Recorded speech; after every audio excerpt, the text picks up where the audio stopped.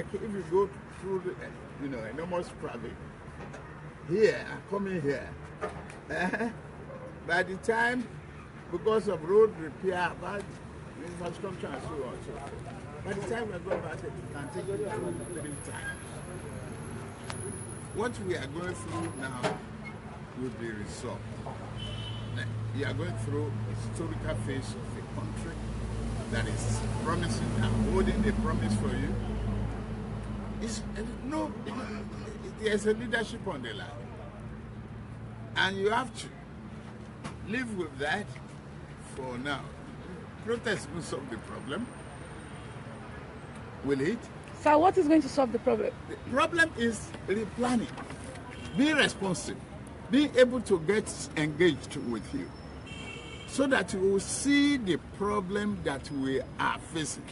That's it. But sir, don't you think you, our leaders, have failed us? No, Please hold on. Please hold on. Please, we are talking. Actually, appeals to us whenever we want to vote. No, please kindly hold on. This is a dialogue between the youth. Get into this debate.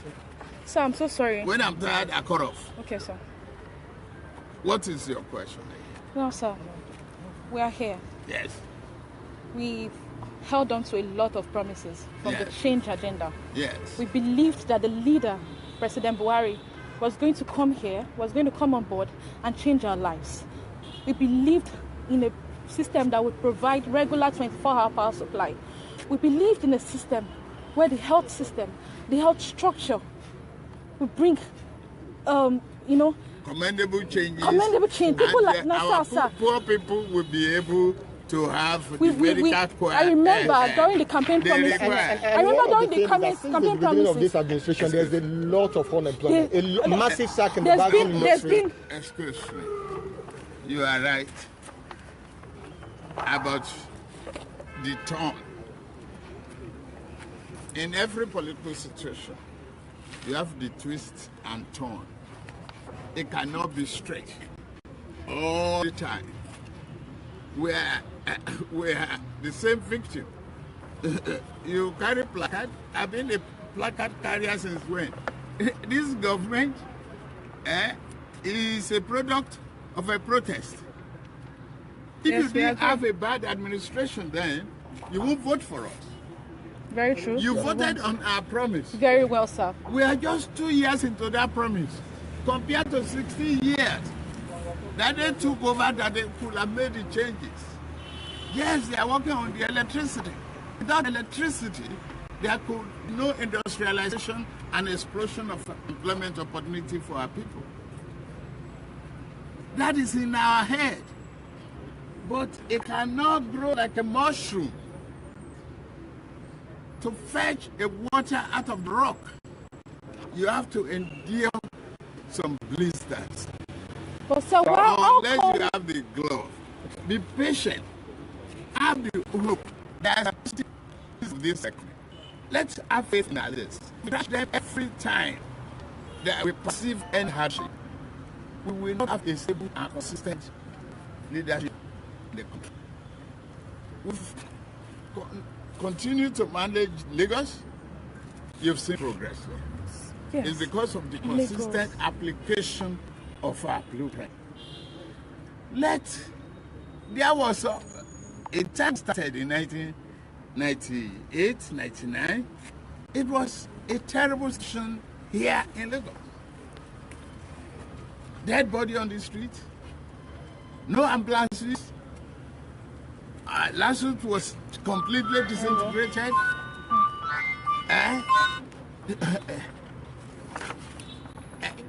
Extremely dangerous mortuaries. What do you have today? Because you endure then, just go and endure again. We sold APC to you. Please hang on to it. No, you have your right to vote against us during the election if you want, but I remain in the party because we will retool this party.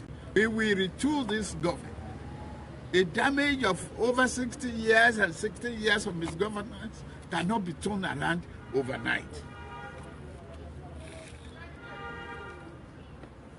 Let's be patient. Let's have the understanding. Let's hang on to hope. There's nothing more effective that can drive you, better than hope and belief in a positive turn of this situation. We understand. We're not saying you're not suffering. We're not saying unemployment does not increase. I have no argument. But economy cannot collapse one day. This is a systemic problem had occurred before now. Fine. We are not running away from that responsibility. We are going to face it squarely, and we are going to bring prosperity back to the country.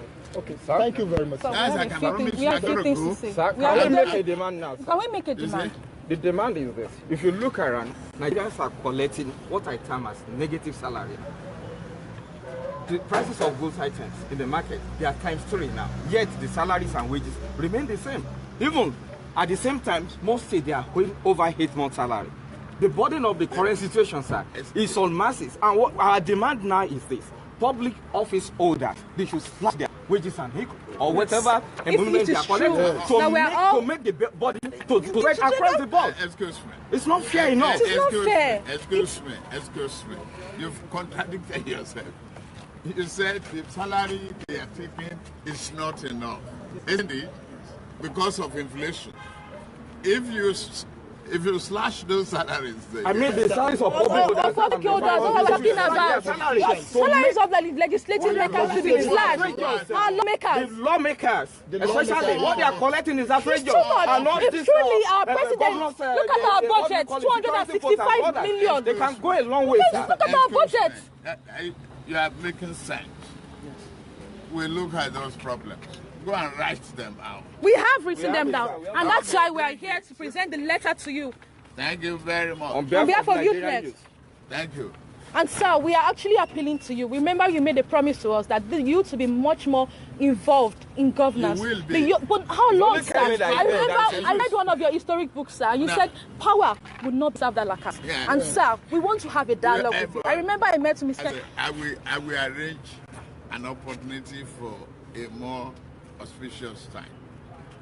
You don't know whether I'm going to my farm now that I dress like this. You don't know whether I'm going to any other place.